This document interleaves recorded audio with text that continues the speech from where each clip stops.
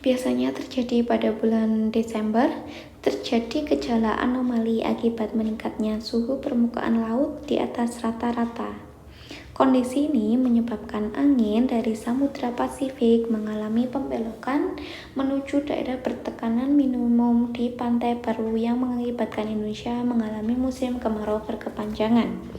Peristiwa ini disebut, kita di Indonesia itu ada beberapa angin, tapi yang mempengaruhi musim di Indonesia itu ada 2, yakni yang musim kemarau adalah angin muson timur dari Australia atau dari belahan bumi selatan.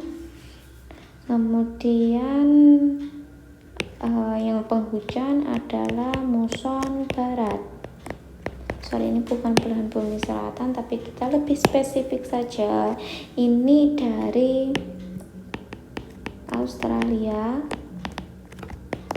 dan yang muson barat dari Samudra Pasifik. Nah, ketika pada Samudra Pasifik, berarti kan Indonesia harusnya musim penghujan. Tapi sayangnya pembelokan ini menuju daerah bertekanan minimum di pantai Peru. Berarti dari angin muson barat ini dia berbelok ke Peru. Kemudian baru dari Peru, dia angin kan selalu berputar kan, dari Peru dia baru tiba di Indonesia. Sama kayak yang pembagian atau perbedaan kenapa sih di barat Indonesia itu curah hujannya lebih tinggi daripada di timur Indonesia. Sama kayak ini, ketika angin dengan uap air yang banyak karena melewati Samudra Pasifik jatuh ke Peru, jatuh di Peru atau daerah Ekuador juga, itu menyebabkan Indonesia mengalami musim kemarau berkepanjangan karena uap airnya itu yang dibawa itu lebih sedikit.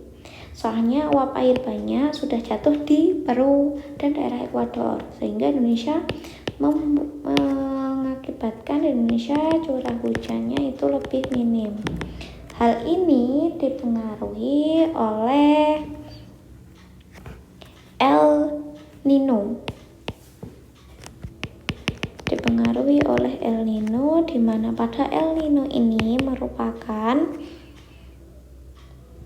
peningkatan suhu muka air laut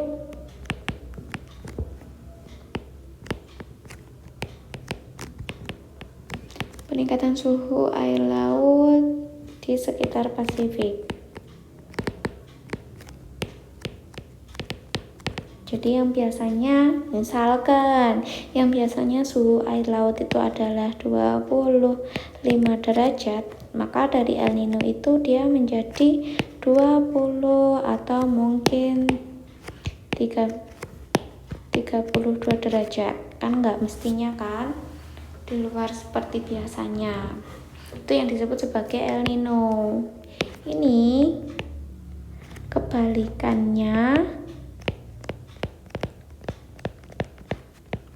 adalah La Nina.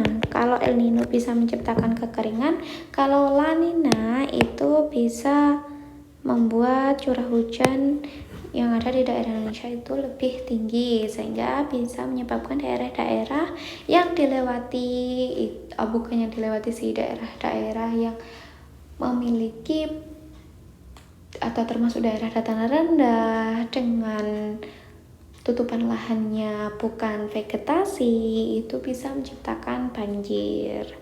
Jadi ini tadi jawabnya adalah El Nino.